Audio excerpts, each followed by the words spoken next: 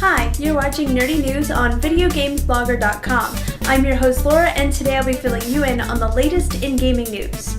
I am totally looking forward to the high-definition remake of Final Fantasy X, especially now that they've sweetened the pot with a copy of Final Fantasy X-2, the sequel, bundled on the disc of the PlayStation 3 version.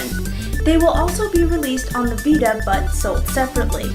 Both 10 and 10-2 will come with content originally included in the International Edition of each game. This HD reboot was announced back in 2011, but was low profile until a recent video of HD character models was revealed. I'm still not 100% sure if 10-2 will be remade with HD graphics, because Square Enix has been tight-lipped, as usual, but that won't stop the rumors from spreading anyway. I didn't know this until recently, but apparently sales of mature-rated games were limited to the hours between 11 p.m. and 3 a.m.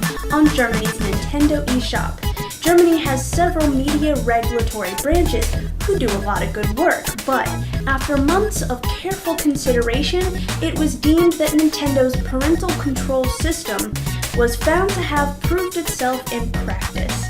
Now adults can browse and buy all games on the Wii U and the Nintendo 3DS at any time they want of the day here on out.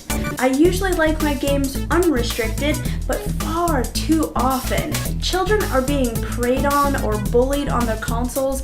I'm willing to be slightly inconvenienced to make sure that these systems are as safe as possible.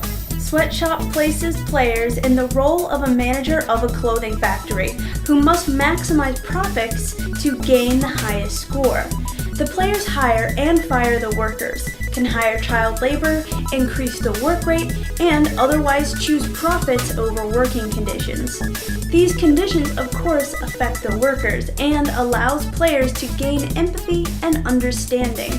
Sweatshop can be played online for free, and you can follow the link in the article above to play it. It would actually be fun if it wasn't so soul-crushingly depressing. But whoever said that video games need to be fun, silly, and never have a message? Those of us who think of video games as interactive art shouldn't be surprised at all to see heavy topics brought up.